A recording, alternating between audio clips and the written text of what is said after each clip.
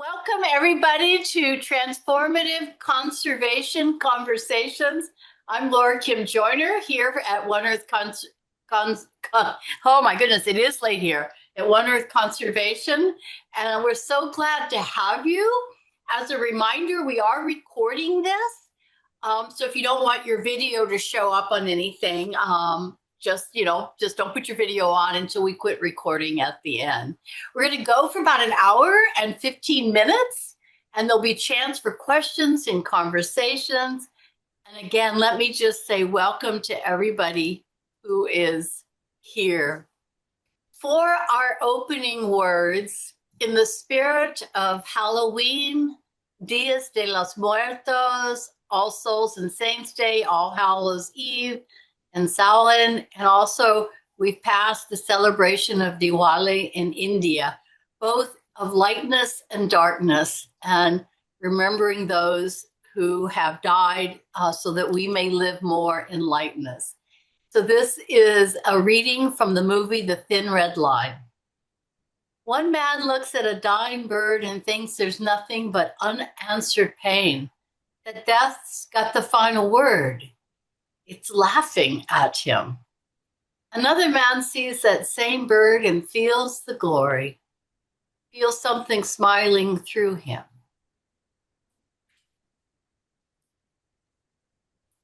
So as a reminder for people who might be new here, we are here because of transformative conservation, where we are seeking an interchange in our relationships to the world and to each other, and how we're seeking a more just and equitable society. So we have these conversations so we can support one another. And one way that we support one another is with our agreements. Look at that long list. It's basically kindness and compassion. And just remember that we call ourselves to our better selves when we're in the chat and in our breakout rooms. We won't pause for you to do this in person, but if everyone, please, let's get to know each other. Can you say hello? It's already started in the chat, I see. Who's here? Where you live? And why are you here today? So please just keep chatting along that way. I'm in Iowa. I'm in Iowa. Boy, it is late for me. I'm in South Carolina in the United States. And I'm here because I love parrots and people, and our guest today really helped me remember the beauty of these people. So I'm just going to do a brief introduction. I could go on for hours introducing our guest here today. Dr. Shivappa and Dr. Krishna and Dr. Koulgi. The way that they asked me to introduce them was to say that they were trained as engineers, but they're mindful of the havoc that work could cause to nature. They move towards nature. Chitra and Prashant live on the land in rural South India, and Shankar is involved in land restoration, wildlife trafficking, while working at a tech job in San Diego. It is just going to be amazing what they're going to offer to us today. They have some slides, and we'll pause for some questions. Then they have some more slides, and then we'll have questions from you all, and then we'll go into our breakout rooms. So please go ahead and start, and please correct anything I said or didn't say. You all now have the floor. And welcome again. Thank you for being here. Yeah. Thank you, Laura Kim and Gail, for allowing us to share our thoughts here. We are actually a group of friends who've supported and encouraged each other on aspects of wildlife and conservation for more than 2 decades now. And we've had discussions about the futility of our work and the value of it. And of late, in recent years, we've become more aware of the increasing demand for birds as pets. And concerned about that, we have reached out to other people and organizations, and that is how we came to know about One Earth Conservation. And from One Earth, one of the things we've learned is that when it comes to the welfare of parrots, we need to think about the perspective of parrots themselves. So, in fact, Gail has written a book called What Would the Parrot Say? So, taking off from there, this is an exploration of a somewhat limited question, which is what would the birds or the parrots think about humans or human behavior? And the reason we are getting into that is because a lot of people, when they're observing animals and birds and fish, perhaps the birds and animals are looking back at them. What are they making of us and our behavior? Now, in this slide, you'll see two images. In fact, they're cartoons by Gary Larson, in which, in the first one, they're testing whether the fish has feelings, and in the other one, they wanted to know if the animals could kiss. Now, it's funny, but who's the butt of these jokes? Is it the fish or the armadillo, or is it the humans? Or is it the relationship between them? So let's imagine that one day the fish and the armadillo got tired of all this and decided to write a book called The Manual of Human Behavior. So let's assume that it was co-authored by the Chattering Glory team, and I'm just one person in that team. And I'll be the narrator, but just try to imagine that I am a chattering glory, not as bright and brightly colored and sprightly, but it'll still help if you can imagine that that I'm speaking as a chattering glory who's written this book and will help you through the pages of this book. Our plan is to divide our presentation into two parts. The first half will take about 20 minutes, and after that we'll take a break and for discussions or anything you'd like to say, and then we'll move on to the second half after that. So starting straight off, as a chattering glory, what strikes us as peculiar behavior, human behavior, is that they take a friend and make them a stranger to investigate. Now, I just mention here that sometimes you'll find our language difficult because we'll call humans human, or we may call it it, but that's only reflecting the way we loris have been called by humans. So please bear with that. We've heard that there was a famous playwright called Shakespeare, and he wrote a play called Othello, which is very shortly presented here. Othello was married to Desdemona, and he loved her, but he starts to investigate her. And he's supported by Iago, who's not a friend of Desdemona. Othello has questions about Desdemona, about why did she talk to some man, or what did she do with the handkerchief that he gave her. This ends in tragedy because Othello is never satisfied with the answers, and he actually kills her in the end, and over grief over her death drives him to his own. In this illustration here, you have a version by an Indian cartoonist about what Othello in the village might look like. So this is just to remind us that we are discussing this play. We bring it up because the pattern of many of human investigations is related to what happens here, and that's why we use that as an example. There's one more story that comes next. It's about it's a story from Japan, and it's about a deity in the Japanese deity who has a large sack on his shoulder. One wants to know what is in his sack, and the only way humans think to go about it is to rummage inside it and find pieces of wood or bamboo. And once they find it, they begin to speculate. What might this be for? Is it a traveler's tool? Is it a weapon? Is it a decorative carving? They really don't know, and they'll never know because only the Japanese deity himself knows.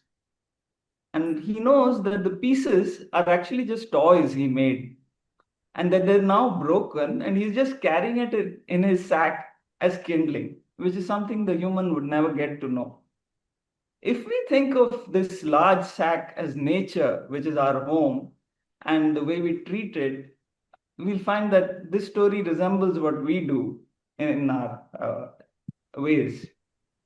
So we thought about it as lorries, and we are going about it this way. We'll first describe the kinds of investigations humans make, and then we'll analyze what it may mean for humans, and then we'll suggest a different approach. So here we find that human looks at home and just rummages through it, searching for answers. It's true, humans look only unique because they have a lot of questions. They have questions like, do birds feel? What does a parrot think? Is soil alive? What would a lion talk? And would I understand? It seems grand to ask so many questions, but we also wonder sometimes. Maybe humans are asking so many questions because they're confused and they're dissatisfied. Maybe that's what it is. And in fact, we loris don't have such questions. Now, take one question, for example, which is about soil. What is soil? And how do plants find life in soil is one of the questions that humans ask. But soil is actually everywhere. It is our home. And all over the world, it rains, more or less. And soil grows plants. And there is food for everyone. But human alone is discontented. It alone will dig soil, plow it up, bring water from far away, and put nutrients in it. And it thinks that itself that it is growing plants. It's still not content. It begins to ask, what is soil? Isn't this just like asking what the Japanese deity was carrying in its sack? In that case, humans rummaged in it and came up with wild speculations. And in this case, it comes up with different answers. It might think that soil has NPK and micronutrients, or it might think that soil has humus and compost and microbes.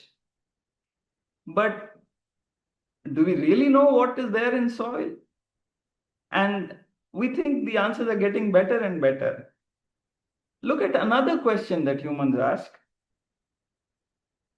which comes next, which is about whether a bird would mourn its dead.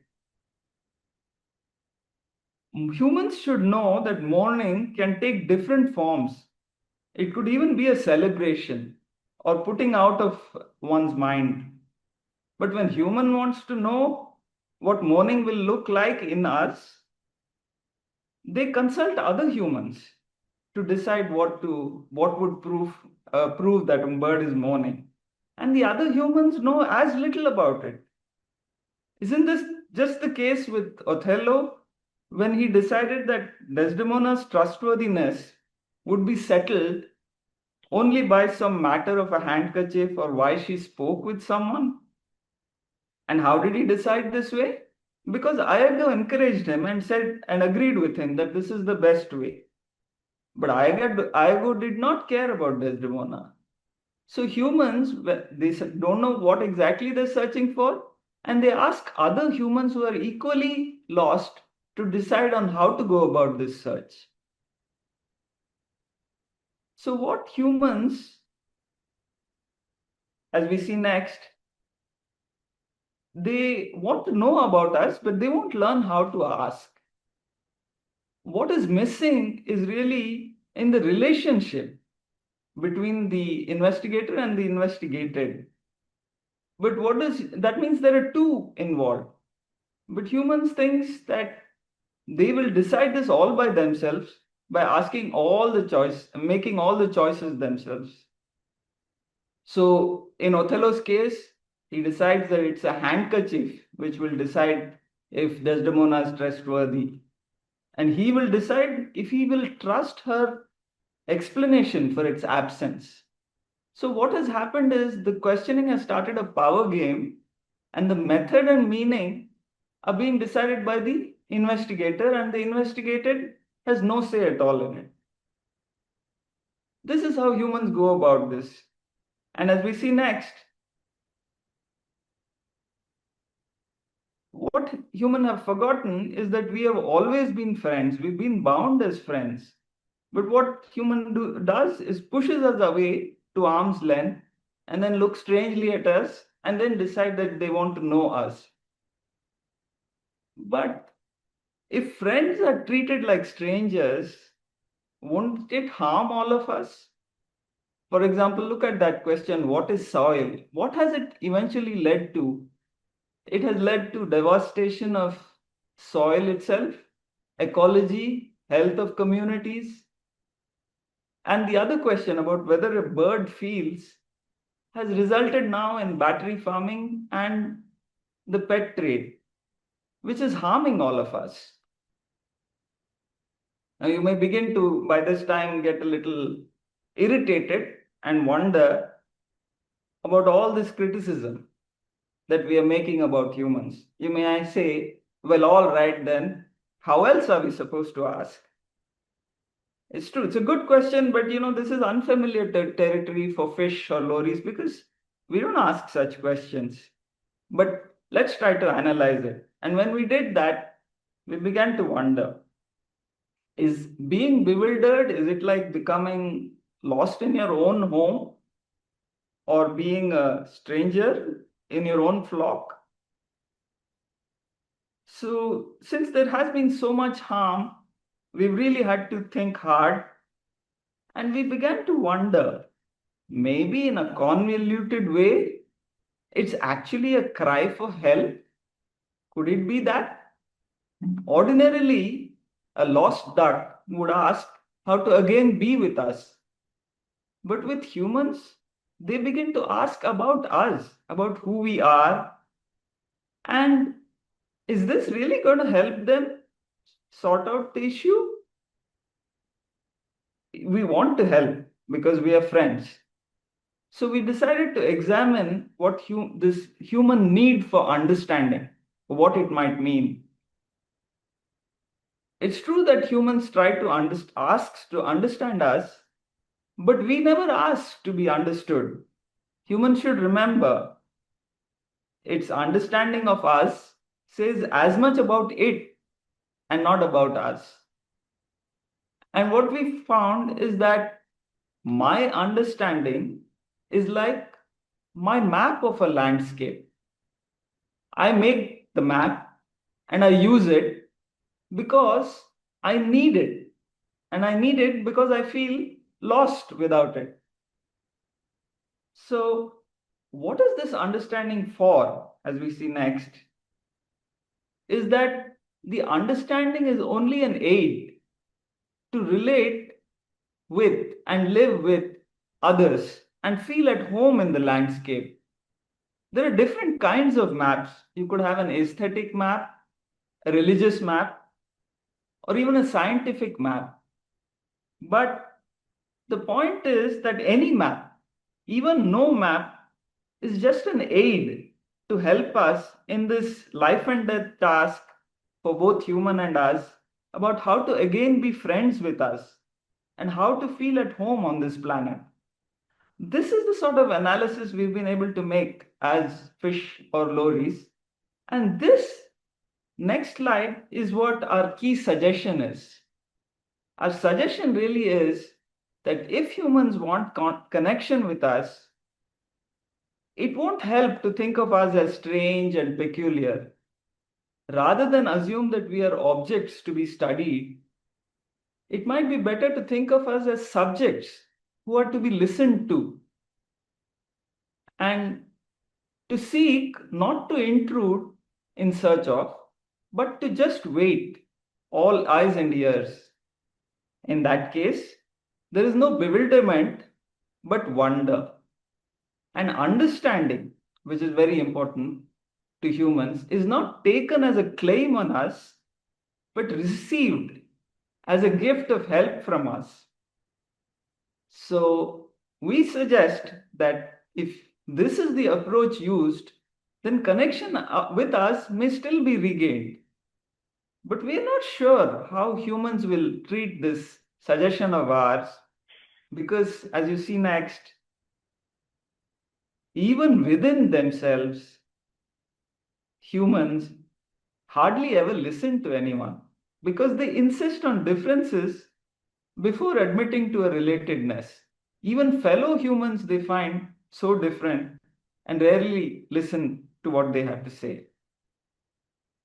So, moving on, what happens we find is that it's easy to miss a person's or a being's wisdom because even to start with, if you think they can't be wise, then it's difficult. As shown here, the fish and the bird and the armadillo may be wise as only a fool and a clown like Obelix in this illustrated picture here can be, who's the fat person in this picture. And if their message to us is that humans are crazy, are humans really ready to listen? So this kind of wisdom, of course, may not be comforting, but we'd like humans to think a little bit about this. And that is why we brought this to the conversation here. So with that, maybe we can take a short break and have a small discussion and your thoughts on what was said here. Thank you. So here we are to listen to you all again during this time of break. One of the things that so struck me when I first knew about your work with the lorries and your orientation of humans and people was so fascinating. So I would like others to hear that as well, to tell us more about yourselves and your interest in parrots and I think they'd like to hear about how you plan to return parrots home. If you would please just go for it. We'd love to hear more about you. Great. Can you guys hear me? Yes. Okay. So before I start, thank you, Laura Kim, for that great opening to share a little bit of our story. I would like to show our participants a video that is already on the website. And some of you might have already seen it. So the reason I'm bringing this up before we talk more is just to have a review of what is it, what are the birds, what are the people, what is the environment we are talking about. So let me reshare my screen and we'll just watch a very short video, a couple minutes. I'll fast forward through some of the text parts and we'll go from there. Can you guys see my screen? Yes. Yeah, and as I mentioned, this video is already there on the One Earth Conservation page, so we can always revisit it later. So let me,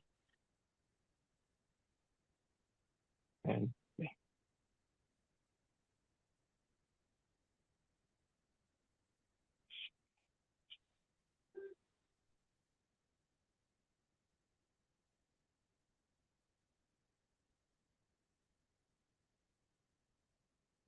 And we can't hear anything. I think you wanted in silence. Is that right, Shankar? that's okay. I think I just want everyone to be able to see the birds. And don't worry about the writing here. We can always go back and look at that.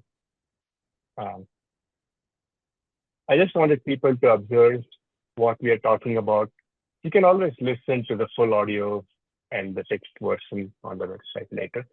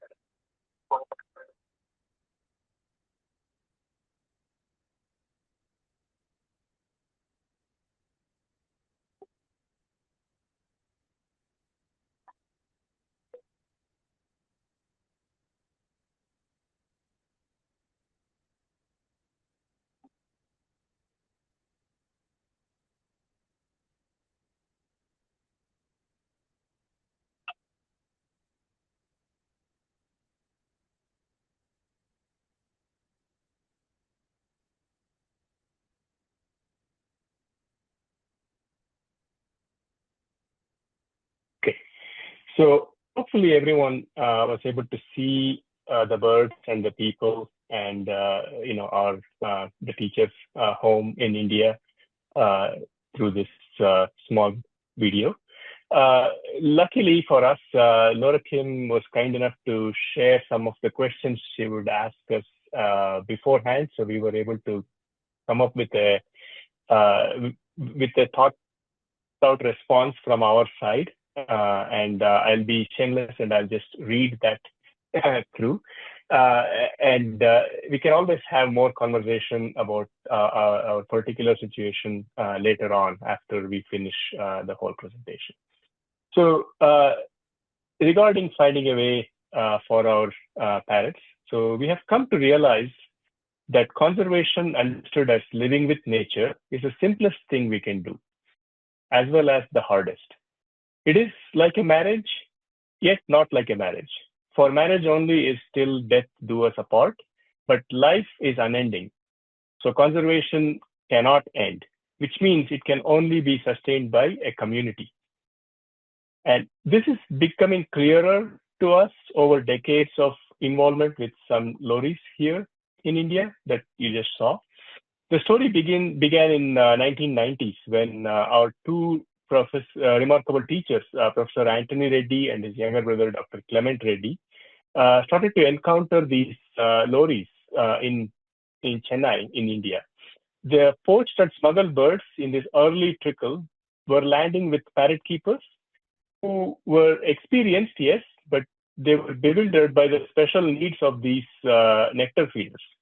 Many of them tried to feed them fruit jam and jelly and things like that, and mortality was really high and terrible. Unable to bear the plight of the loris were getting poached and brought into Indian markets, our teachers rescued a few loris, and they were resolute not only that they would teach themselves how to provide the best care for the birds, but further than that, one, they would always respect the birds as helpless refugees and never treat them as objects of possession. Therefore, they would minimize human imprinting of the birds and keep them outdoor natural surroundings with as much company of their own kind, lori kind, as possible. Two, they would save these birds from falling into pet trade again. Yet, what to do when these, almost wild birds started breeding, and the numbers reached the limit of a small establishment funded by some private people. And third, the best answer in a bad word for this bird was that at least some of them were to go back home and be free. And they would talk about this dream and try to keep it alive, at least through their own lives. And as students of Professor Anthony Reddy, Chitra, Prashant, Arvind, Ashok, Nandakumar, and myself, we have been close listeners and participants for almost 3 decades now. But now we feel time is running out. Professor Anthony died in early 2023, and Dr. Clement is today approaching 80 years of age. After his death, the legal issues will make the lovely treed property that you guys saw in some scenes of the video, where the birds are presently housed, can't be held on to anymore. At that point, how is the dream not to turn into a nightmare? There's so many birds, and these birds might get thrown into the mercy of the pet trade. The past 2 years have been an attempt to get a clear answer to this question. Practically speaking, is repatriation possible or not?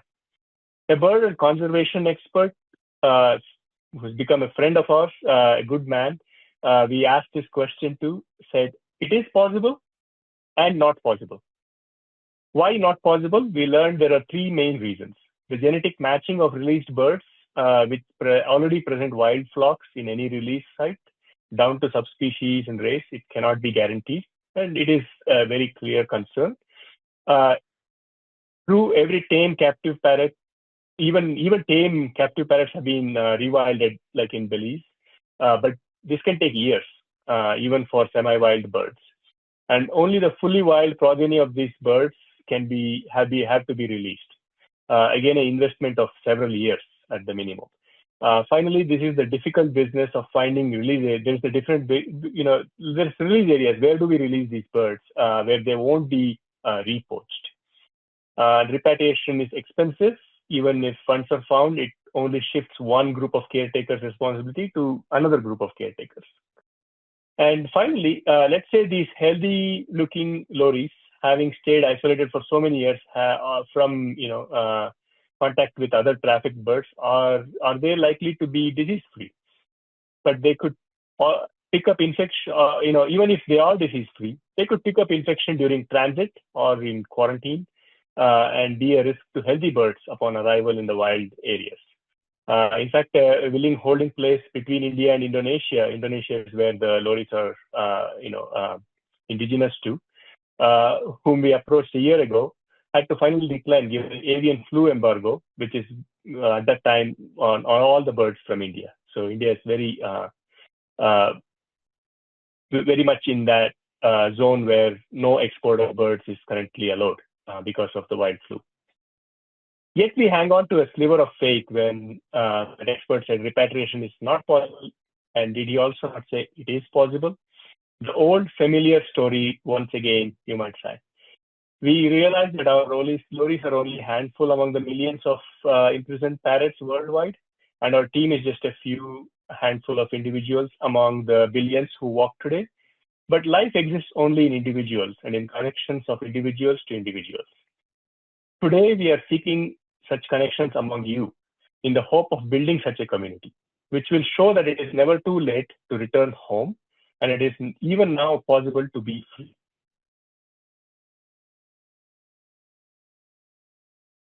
Okay, I think that's the response we prepared for your thoughtful question. So you're still trying. You're still trying to get them home. We will keep trying.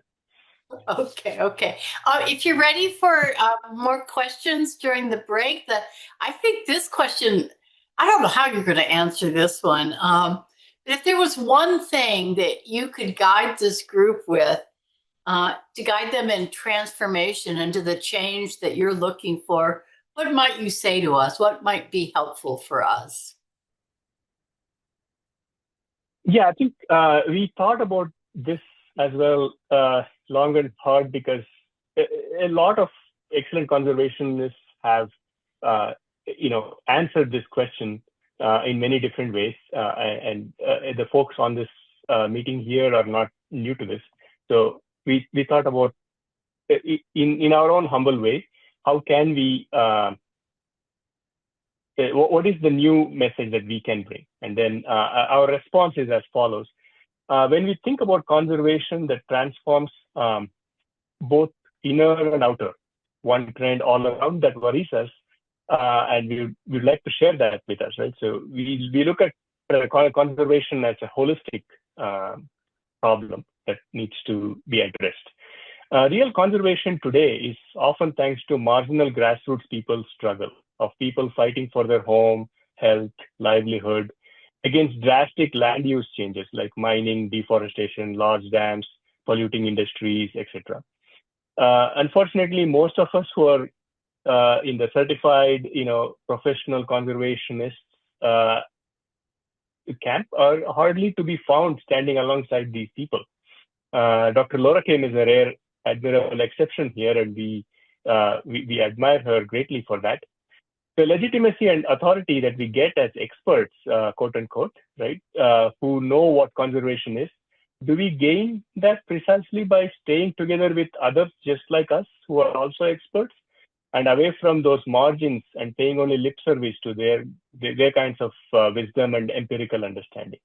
I think that's what we would like to shine some light on, given our work with not just the lories, but also several underprivileged communities back in rural India.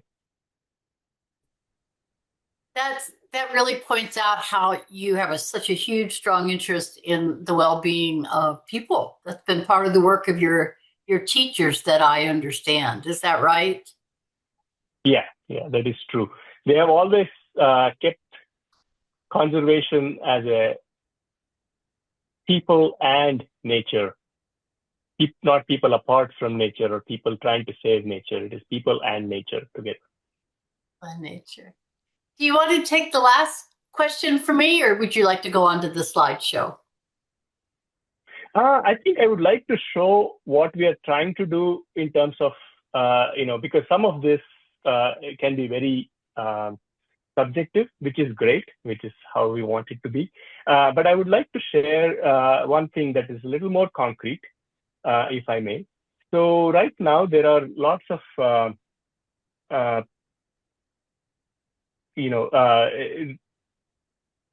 let me share my screen again.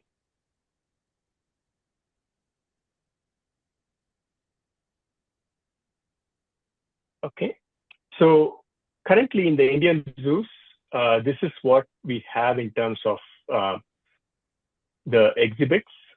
So they have an African grey exhibit, and this is the information. And as you can see, it's provided in both the local language, Tamil, as well as in English. And we are trying to come up with something that's and we are trying to address something, and I'll talk about that. But just want people to understand that this is all good information, but also it's lacking something. And let me reshare what we are trying to do and talk about that. Okay, so here's a draft of a poster that our friend Sahitya helped put together. And we have been approaching the government-run public zoos in India, and we hope to see some messaging, put up outside, especially outside parrot enclosures, in some of our zoos to start with, and eventually most of our zoos. India presently has more than 150 government-run zoos, and more are being opened in smaller towns and in rural areas. For some background, the possession in captivity of wildlife of any kind of native wildlife in India has long been outlawed. So if it's native to Indian subcontinent, then yeah, it's not something you can possess. At the same time, over the past decade or two, a growing middle class has meant more and more interest in pet keeping, from fancier breeds of dogs and cats to all manners of exotic wildlife. So it's becoming a huge problem and growing every day in India.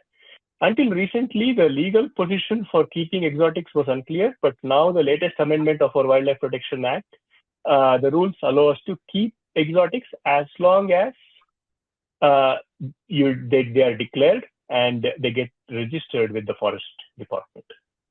Once the visitors to our public zoo, so in the public zoo, you saw the kind of messaging or the posters we have. They are basically the lot of visitors to those zoos are government school, children who are educated in the local language, and they are from the surrounding rural areas on their visit to the city or to the local town, whose notion of geography beyond their village is very poor. And we feel such children need to be told that birds in cages before them are not birds born to be kept in cages, but actually wild forest birds away from faraway forest homes.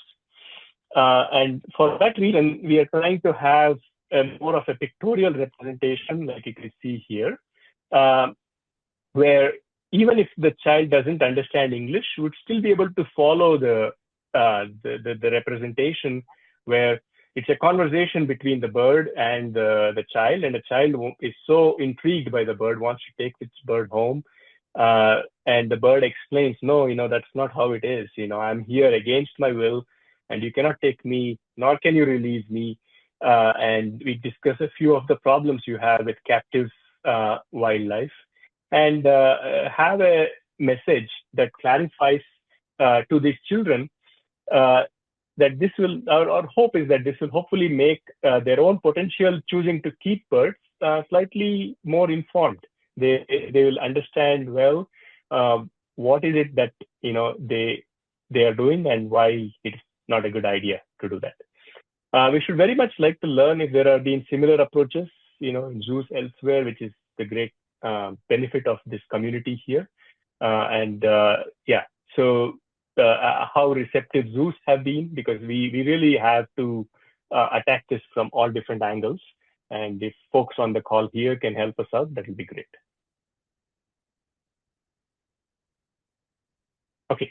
So why don't, for just right now, so we can get back to your presentation, why don't, if you all have ideas or know about zoos that do that, for now, put it in the chat and then we can come back and talk to them. And it gives me ideas for a different kind of public messaging, more of a story. So thank you for that. And we'll let you get back to your presentation now. Thank you for the break. Sounds great. Thank you. Okay. Catering Lori team or Chitra is ready to move on? Yeah, we're ready. Okay.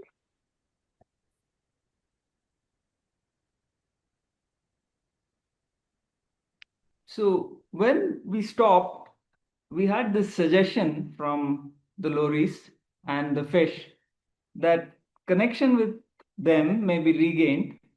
I'm no longer a chattering lorry. I'm sticking to being human right now for this section. That we don't consider them as objects, but as subjects listened to. And we don't look at them with bewilderment, but wonder. But most importantly, the understanding is received as a gift of help. So all this, is it just theoretical and does it not amount to anything in real life? So we can see that that's not really the case, because we've put together some examples of people and communities that use this approach and were gifted by the world and nature in various ways, as we see in the next page. That if you ask to belong and you wait with an ever attentive plea, and sometimes with nothing held back, then the familiar will appear newly, and old ways could even change. And sometimes the answers no longer matter because the questions themselves have dissolved. And the world does make its home with you, gifting you various things that you never thought of. As we see next, you could be gifted self-transformation, a connection, an ability to see the other or even see yourselves. And in fact, sometimes the gift of radical insight has also been seen, and the gift of perspective and acceptance. These are not separate gifts, they all mingle with each other. But we've tried to put together examples where some of these can be highlighted as the most important gift. So to start off, we find that a young Indian author, environmentalist, received the gift of self-transformation by waiting and pleading with all the beings around him. This was a person who had a traumatic childhood and youth, which left him with a lot of darkness and violence and didn't allow him to sleep. But such terrible suffering can destroy people. But in his case, he managed to work on himself and asked for help from the banyan tree, the skylark, or the millipede. And he learned to transform his own suffering, in a way, compost it to create peace and healing for others, just as a millipede composts and heals soil for its own growth. This is described in his book, which we mention here. And the gift of self-transformation is what he received. But in the next case, which comes from South Africa, not only was the wait a plea, nothing, even life was not held back. Many of you may have heard of the extraordinary friendship of the matriarch of a wild elephant herd and Lawrence Anthony, who tried to protect this herd and keep them on his reserve. They had been traumatized by humans earlier, and so they were very unwilling and to stay on his reserve. But he decided at some point that he did not think of himself as any more than the elephant. So he risked his own life by standing just yards away from this herd every morning, talking to them, talking to the matriarch for weeks together. And he would plead. He would say, "You will die if you go. Stay here. I will be with you." And one day, the matriarch, the elephant, gifted him with a gift of connection, which he describes in such warm terms. And we see it must have been so because the relationship endured till he died, more than a decade later. So much so that these elephants came to his house when he died as a sign of mourning and stayed there for 3 days. So, this is the wonderful gift that Lawrence Anthony received here. Another example, this time a little different, is when the familiar begins to appear newly. Now, the parrot, which is familiar to all of us as everybody's Polly, in its version of a lorry, inspired our teacher to poetry. And in a way, it could be said that these lories, speaking to our teachers, then speaking to us through these teachers, have brought us here today to talk to you. And this gift of seeing the other is described in the poem that follows. A wholly joyous, playful bent, a quality incandescent, a sparkle, zest, a manner gay, a glow undying, day on day, a sprite in clothing matching bright, a light in mantle not of night, a blaze, the bird is wrapped entire, from end to end in scarlet fire, flame the body, flame the soul, spirit, raiment, flame the whole, vibrancy, a tone intense, little bodied thing, immense. Bird of birds and more than bird, creature wise and clown absurd, revelation, a burst of glory, elevation, magic glory. Another example where the familiar appeared newly is from more than 2000 years ago, when Valmiki, a man, saw a Saras crane being killed by a hunter and deeply grieved. That suffering, that grieving crane became for Valmiki a mirror and a light to shine upon us. And in fact, some people say that from that emerged the world's first poem, which begins the Indian epic, the Ramayana, which is actually the journey of King Rama, which talks of people being harmed, harming, and loving. And this has been so important that it has been in Indian culture for more than 2000 years now. Notice that Valmiki didn't stop and ask, how much does this bird mourn? Is this my imagination of it? Is this really mourning for the bird? We've tried to visualize that, and this gift of seeing ourselves, which comes in the Ramayana through Valmiki, is shown next.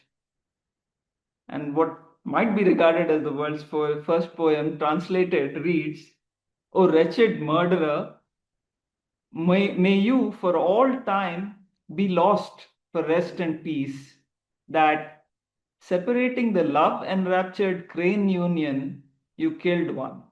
Here you can see that there are two Saras cranes in the picture and the male is displaying to the female. This must have been the sort of scene that Valmiki saw then.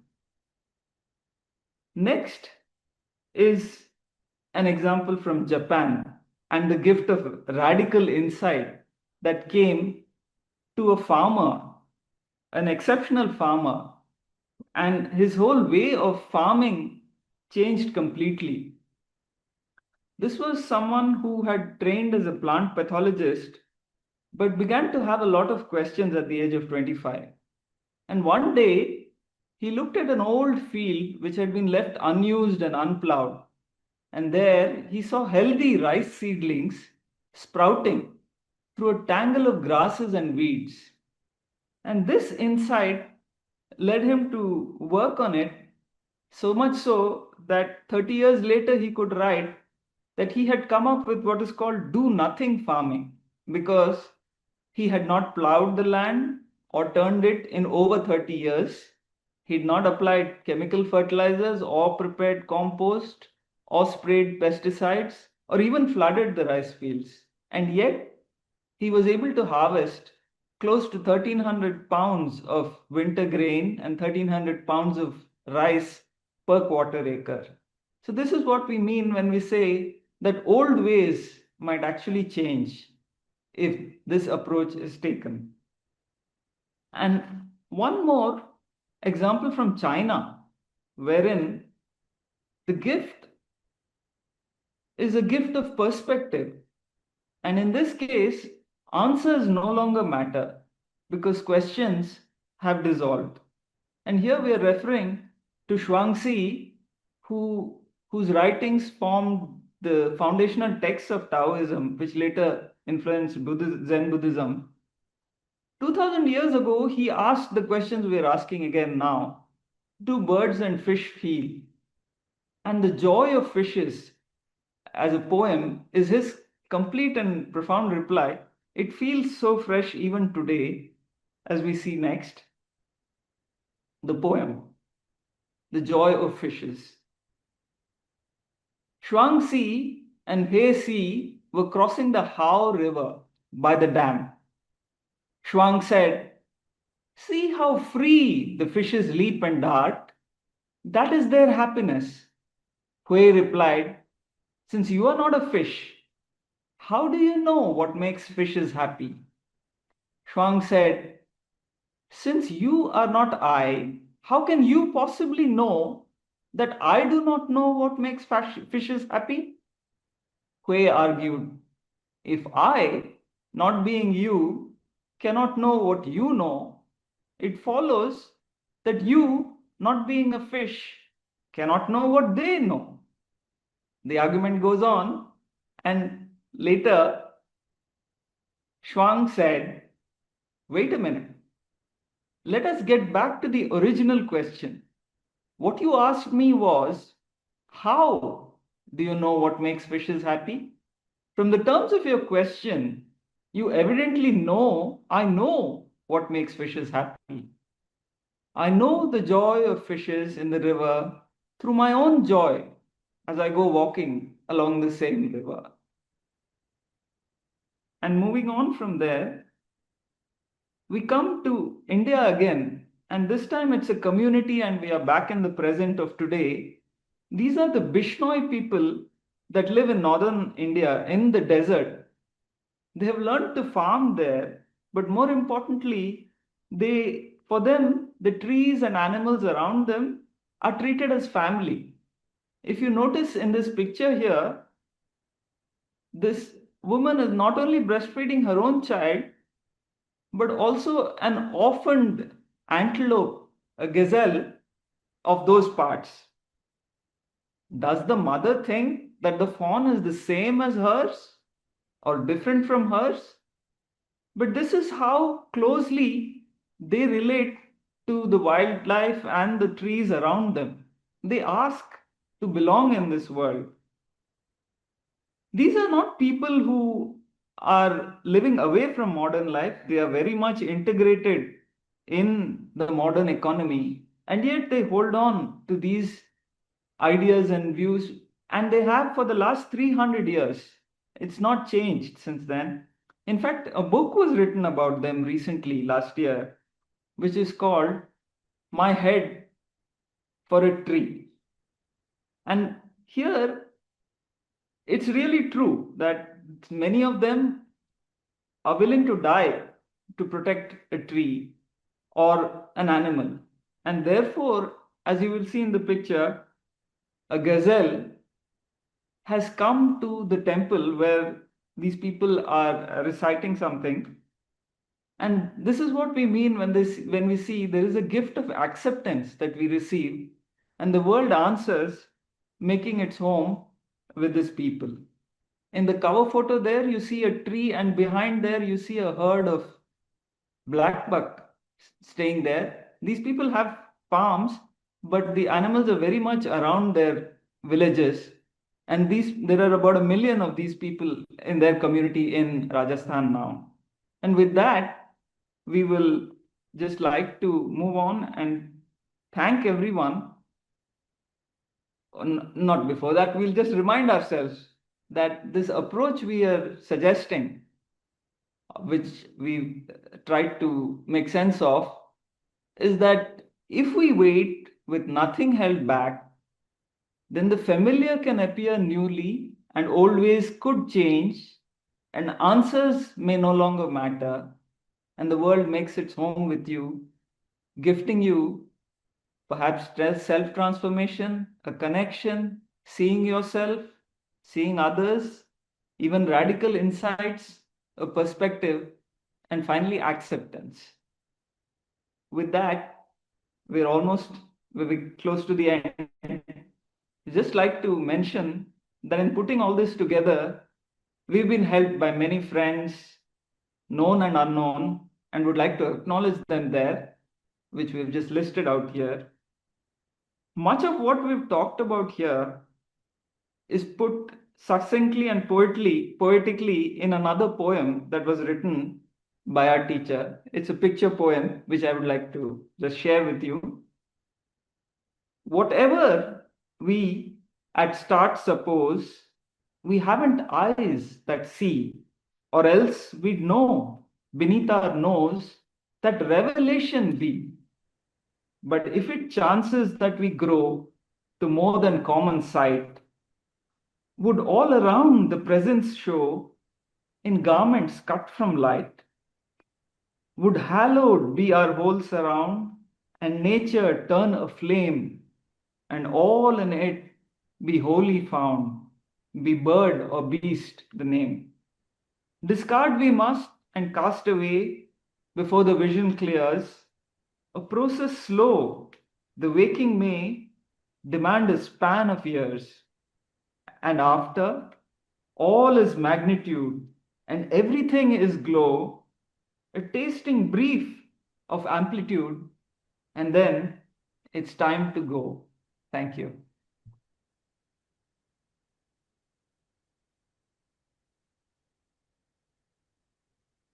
Lorkim, back to you. Thank you all so much. I'm so inspired with your just ask to belong, a plea to belong, and what courage that might take, at least on my part, and maybe on others to ask that question. But how else can anything change? So I think you've answered the question. One of the questions I had is how can we as conservationists in the field use what you have taught us in the idea of transforming? And I'm thinking, well, it has to belong. I don't know. Do you have anything more you'd like to say to that?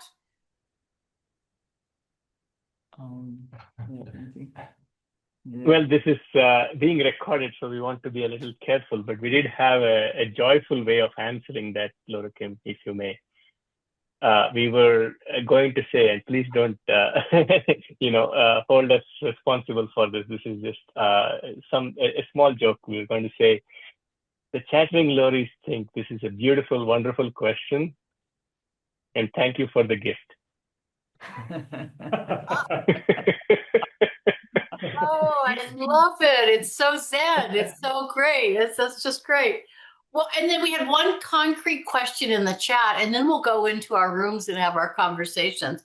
Annalise asked what can people working with parrots here, especially in sanctuaries or rescues, what can they do to help repatriate parrots, to get parrots home?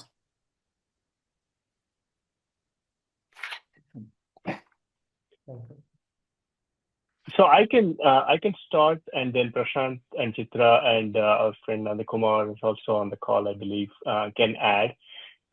specifically, as far as sanctuaries are concerned, I mean, we ourselves are a sanctuary of one sort in India. And as we listed during the break there are several challenges, including avian flu, which are really hard for us to sort of get over. It's a very real concern. However, there are sanctuaries all over the world, and maybe it is easier for repatriation in some cases. And it doesn't have to be lories, and it doesn't have to be to Indonesia. I think any repatriation effort from a sanctuary to the wildland would help. When we started on this journey and we tried to find successful repatriation stories, many were hard to come by, and we only found a handful of very few success stories. And I think if we can broaden our horizon, when birds and animals come to our care in sanctuaries, we think of finding them good homes. And if we can always keep the option of a good home might be in their indigenous habitat, and maybe even if they cannot be released, being there, for example, for the lories, being in a natural setting in Indonesia might be much closer than the urban polluted area of Chennai where they currently are. With trees and all, it's still a very densely populated area.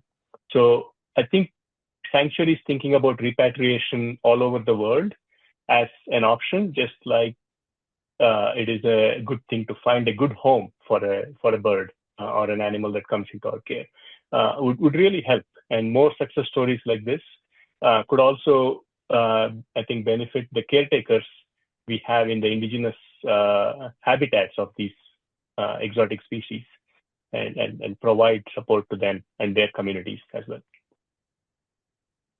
I would like to add a little bit to that. I agree with what Shankar said.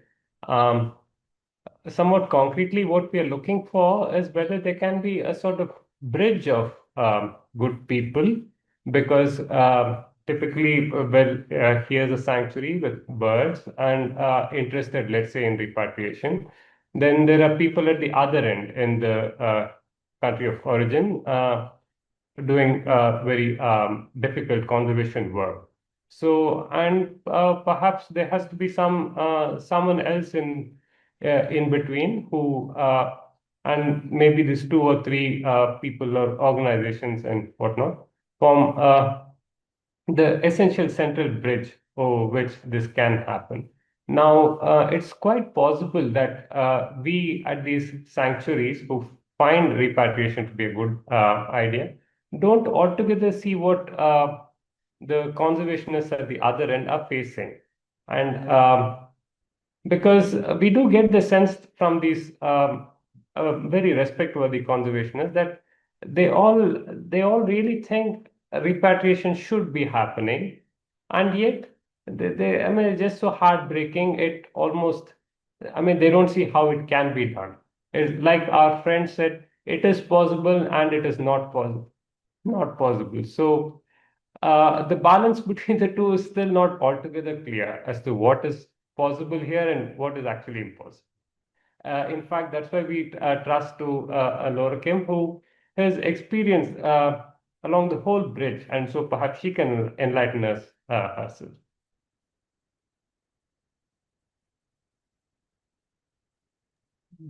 I don't have any answers. I mean, look at the Spix macaw. They were repatriated back to Brazil. So if you have enough money and power, and you have a sexy enough bird, countries will make leeways. And then also look at the Spix macaw that's embroiled in the beak and feather disease controversy. Did they bring it to Brazil, or are they being exposed to it? So they might have to recapture all of them. And so it's possible if you have a lot of money and power and a sexy bird, but maybe it shouldn't have been done anyway. They released them. They didn't just send them home. They released them. I don't have any answers to that, but I just want to talk about, It's so complicated. Right. I'd like to add also that for those of you here who don't know about it, we got together with other groups, mostly in the US, but not only in the US, and created the International Alliance for the Protection of Parrots. And we are making all kinds of connections through that. And we encourage people everywhere to join. I mean, you just get involved. You don't have to pay anything. You know, it's not even an official organization. It's just a bunch of people who care and have similar mindsets getting together and doing what we can and supporting each other. And even that support is so important because, you know, finding other parrot people is not easy to do, no matter where you are. So, I'll put the link to the website in the chat if you're not familiar with the group, and get involved however you can. Oh, so Gail and Sylvia and also everyone else, should we go and just go into our small rooms for 10 minutes so people have a chance to talk to each other? Should we go ahead and do that? And our presenters are going to stay, I understand, and they're going to go into the rooms. And and you can try to maybe pick a Spanish-speaking room. You know, I don't. Gail, will you set up 2 different rooms or 3 different rooms? Well, it should be an even number. So should I do 2 or 4? Or I could do 2 English and 1 Spanish, maybe. Okay, all righty. And the people, once you go into a room, you can leave. You know, just go where you want to go, and we'll time it for 10 minutes. And just remember that and I have a slide on it. But on December 4th, a Friday, we're going to hear from Karen Windsor, the director of Foster Parrots, a successful, if a sanctuary can be successful, because you can't get the birds home. But she's going to speak about transformation and the heartache of working in sanctuary work and what we can do to help with that, and how that work is very transformative in her life and the lives of birds. So December 4th, in case you guys leave before we come back. And Sylvia put the questions in Spanish. Thank you so much. And Gail, you're about ready to do the rooms? Yeah, so just to explain, I'm going to open the rooms and then you choose the room you want to go to. You could just click on a blue button that says join. Okay, so we're not automatically putting you in a room. You choose it. Okay, here we go. So I was able to catch up in detail with a very key person, Asha Punia. Dr. Asha Punia was in the room. She was very excited to talk about a little bit of the work they're doing. And she's already on the WhatsApp group, the Loris in India WhatsApp group that you're also part of. So I asked her to, give us more ideas based on what we talked about today. So I think it was overall, we are not on Instagram or Facebook yet. However, we have a younger, so Chitra, Prashant, and myself, we are involved in a lot of activities already in terms of conservation and all that. However, we're trying to grow a smaller network of younger people, younger than us, and who are very tech savvy. And we are finding that poster that I showed was shared or created by one of those graphic designers. And Sahitya, who is very involved with IAPP seminars and all that, she's also helping bring a lot of these young engineering types together. So we are hoping that Instagram and Facebook is something that we can delegate to the younger crowd and let them manage it to the best. They already come with a lot of great ideas because it's sort of natural to them. So instead of us, middle-aged people trying to tell them, we are trying to encourage them to do it on their own. So hopefully soon, but not right now. We're not a presence on Instagram. Welcome back. Yes, Shankar was just answering the question if he's on Facebook or Instagram. And for my part, your perspective is unique and precious and deeply centered. So if you can get it out anymore, or how can we help you do that?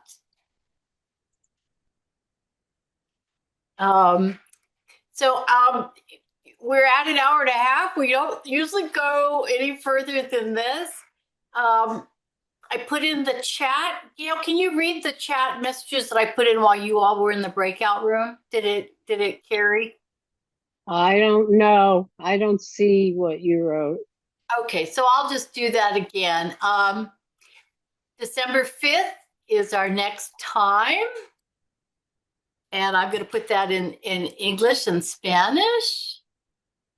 And before we go, we always like a chance for people to express any gratitudes for anything, for anybody. This is our chance to connect with one another before we go. So I'll be posting things in the chat while you all talk. Well, I just want to say that our group, everybody was talked about how moved they were by the presentations and the different perspectives. I'm really glad that we did this tonight. And I do want to tell you, Laura Kim, you have a new neighbor, Deborah Duda, is in Columbia, South Carolina. She just moved there recently. Yes, I told her she has to connect with you. We're close. So, yeah, it's great.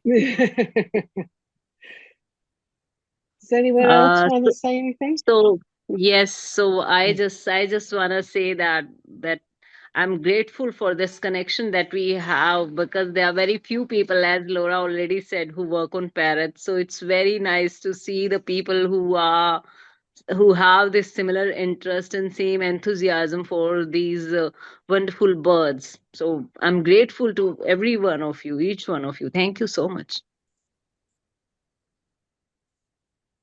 Yeah, there's nothing like finding other parrot people, but we're everywhere.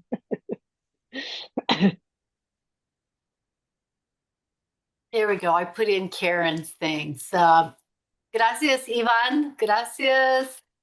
¿Cómo fue el grupo en español? ¿Cómo fue? Cheque, okay. In Mexico, alrighty. Somebody from Colombia. And I do want to say, I love those graphics that you showed. I don't know if it was a comic book, but the boy with the bird talking to him. Yeah, we don't have much of that at zoos. I mean, I live near the Bronx Zoo, which is one of the two biggest zoos in the US. And years ago, they had a little bit about parrots not being great pets, but for the most part, they don't talk about it all that much. So we need more of that. And then I had a question for Annalise, if I'm saying your name right.